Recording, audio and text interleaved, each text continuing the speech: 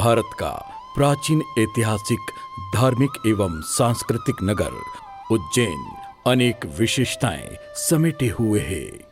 परम पावन उज्जैनी तीर्थ नगरी के रूप में मान्यता प्राप्त है। भारत के प्रमुख द्वादश ज्योतिर्लिंग में उज्जैन में श्री महाकाल विराजित हैं।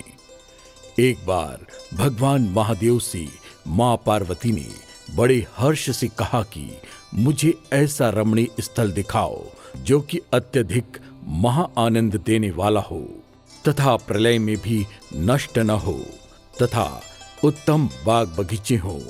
तब महादेव ने कहा कि स्वर्ग से भी अधिक सुंदर, रमणीय, भक्ति व मुक्ति देने वाला महाकाल वन है, जहां देव गंधर्व सिद्धि व मुक्ति की इच्छा से निवास करते हैं।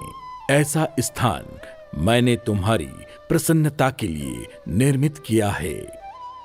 जो सब तीर्थों का तिलक है, जिस मनुष्य ने उसका सेवन न किया उसका जन्म निरर्थक है।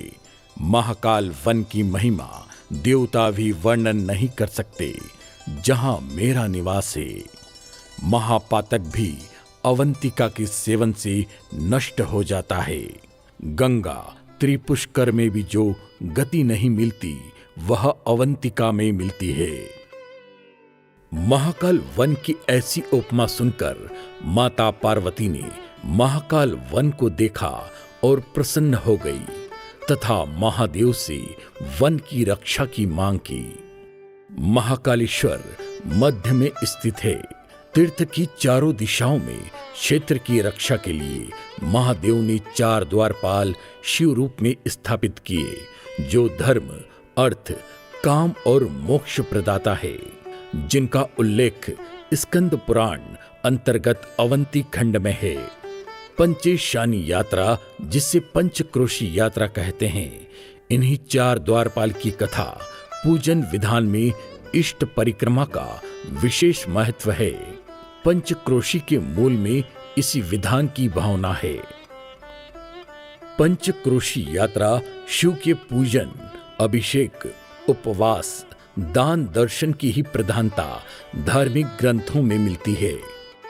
स्कंद पुराण के अनुसार अवंतिका के लिए वैशाख मास अत्यंत पुनीत है।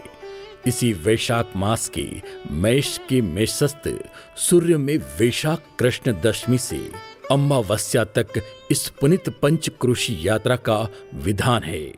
उज्जैन का आकार चौकोर है। क्षेत्र के रक्षक देवता श्री महाकालेश्वर का स्थान मध्य बिंदु में है।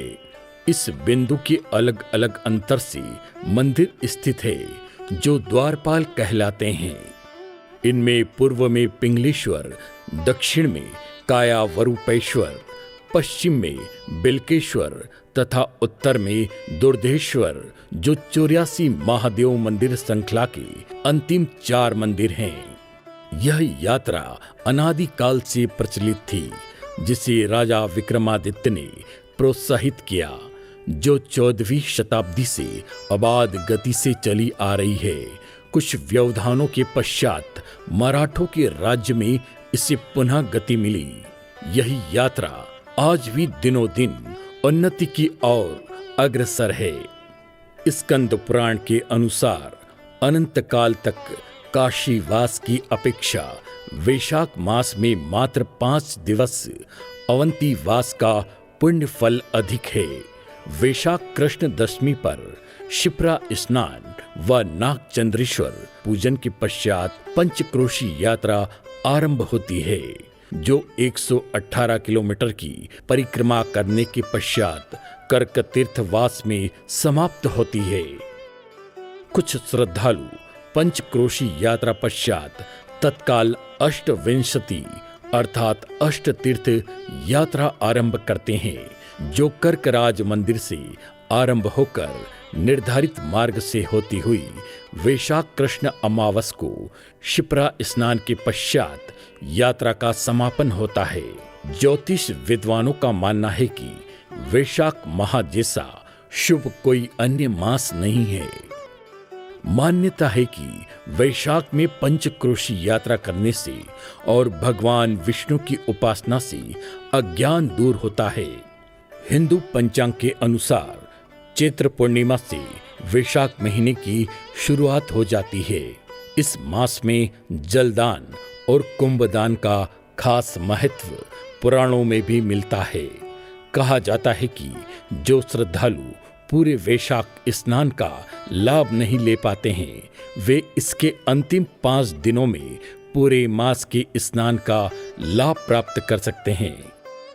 पंचक्रोशी यात्रा में सभी ज्ञात अज्ञात देवताओं की प्रदक्षिणा का पुण्य इस पवित्र मास में मिलता है।